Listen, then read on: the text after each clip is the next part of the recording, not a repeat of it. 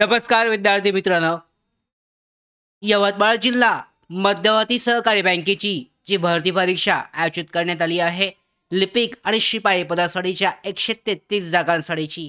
तर या भरती प्रक्रियेसंदर्भात एक चांगली आणि महत्त्वाची अपडेट आली आहे. पाहू शकता, शासनाने या भरती प्रक्रियेवर स्थगिती दर्शवली होती, स्थगिती दिली होती. तर या संदर्भात पाहू शकता, जी नवीन अपडेट आहे त्यानुसार ही स्थगिती उठवण्यात आली आहे. तर डिटेलमध्ये सगळी माहिती आपण आजच्या या व्हिडिओमध्ये जाणून घेणार आहोत. तर यामध्ये पाहू शकता, पदभरतीची जाहिरात तुम्ही पाहिली नसेल तर पहिल्यांदा आपण पदभरतीची जाहिरात चेक करूयात, जाणून घेऊयात. अर्ज करण्यासाठीची जी पदभरती होती 30 सप्टेंबरपर्यंत शेवटची तारीख होती. तर याबाबत पाहू शकता न्यायालयाने काय म्हटलंय आणि शासनाकडून काय रिप्लाय जो आलेला आहे हे सुद्धा आपण डिटेलमध्ये जाणून घेणार आहोत. तर सगळी माहिती पहिल्यांदा पाहूयात. यामध्ये जर तुम्ही पाहिलं तर जाहिरात पाहू शकता या पद्धतीने इथे उपलब्ध झाली होती. यवतमाळ जिल्हा मध्यवर्ती सहकारी बँकेची भरती परीक्षा कनिष्ठ लिपिक आणि सहाय्यक कर्मचारी शिपाई पदांसाठीची 133 जागा. यासाठी पाहू शकता शेवटची तारीख हे 30 सप्टेंबर 2025 होती. तर या पद्धतीने तुम्ही जाहिरात चेक केली असेल, अर्ज सुद्धा तुम्ही केला असेल. आता अर्ज केलेल्या उमेदवारांसाठी महत्त्वाची सूचना म्हणजे पाहू शकता, ही पदभरती प्रक्रिया काय सांगितलंय, पदभरती प्रक्रिया राबवा, मात्र पुढील आदेशापर्यंत नियुक्ती देऊ नका. म्हणजे पाहू शकता, ज्यांनी यवतमाळ जिल्हा मध्यवर्ती सहकारी बँकेसाठी पदभरतीसाठी अर्ज केलाय त्या उमेदवारांसाठी महत्त्वाची माहिती आहे. शासनाने काय सांगितलंय, तर पदभरती प्रक्रिया राबवा, मात्र पुढील आदेशापर्यंत त्यांना नियुक्ती देऊ नका. तर पाहू शकता, बहुतांश जे उमेदवार आहेत यांचे कमेंट येतात की सातारा जिल्हा मध्यवर्ती सहकारी बँकेची जी परीक्षा आहे ही झाली आहे, मात्र निकाल नाही आहे. तर यामध्ये सुद्धा हेच कारण असू शकतं.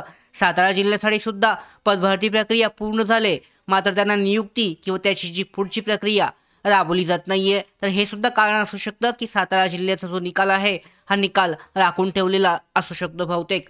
तर याबद्दलची खात्रीलायक अशी माहिती आपल्याकडे उपलब्ध नाही आहे, ज्या पद्धतीने यवतमाळ जिल्ह्याची उपलब्ध झाली आहे. पाहू शकता, शासनाने जिल्हा बँकेतील 113 पदांच्या भरतीवर तात्पुरती स्थगिती दिली होती आणि या विरोधात बँकेने उच्च न्यायालयात धाव घेतली होती आणि त्यावर पाहू शकता बुधवार दिनांक 15 ऑक्टोबर रोजी सुनावणी झाली आणि न्यायालयाने पदभरतीवरील स्थगिती उठवली.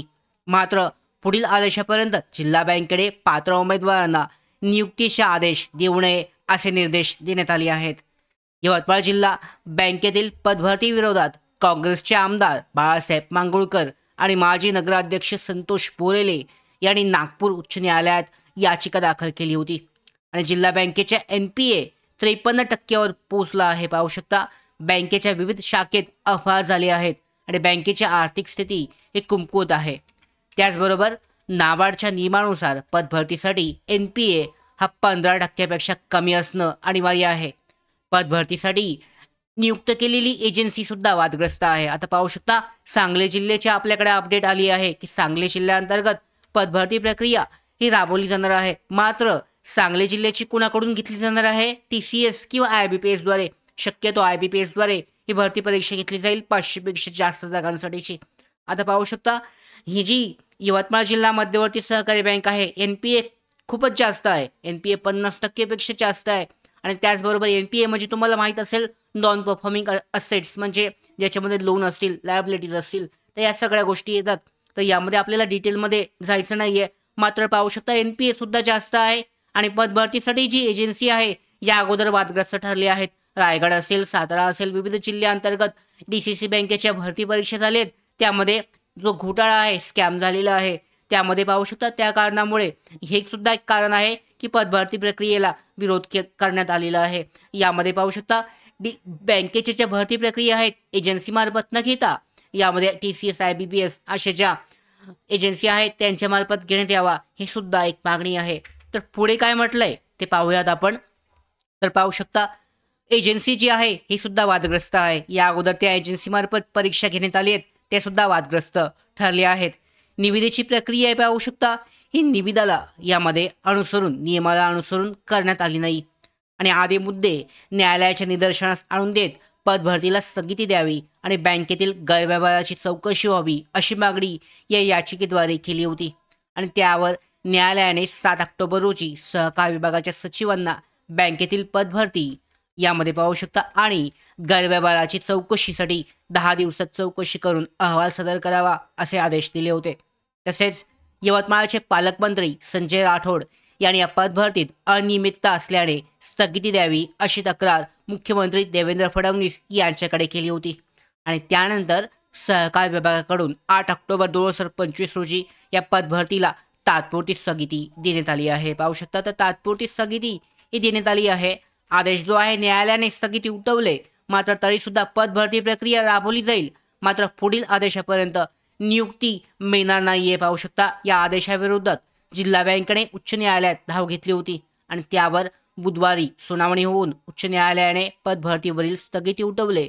मात्र जिल्हा बँकेने पदभरतीची प्रक्रिया राबवावी, परंतु पुढील आदेशापर्यंत नियुक्तीचे आदेश देऊ नये असं न्यायालयाच्या आदेशात नमूद आहे.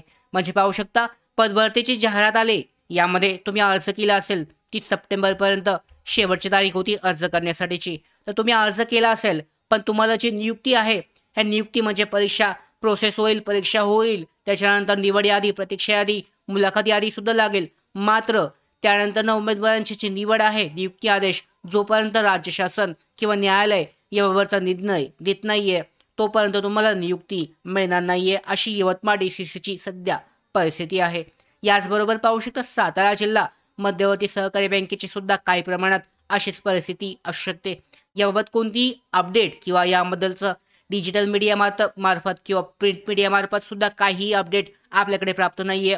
मात्र अशीच राज्य शासनाकडून या पदभरतीला सुद्धा स्थगिती कदाचित मिळालेली असेल. नियुक्ती प्रक्रिया नियुक्ती देऊ नये असं म्हटलं असेल, असं सुद्धा कारण असू शकतं.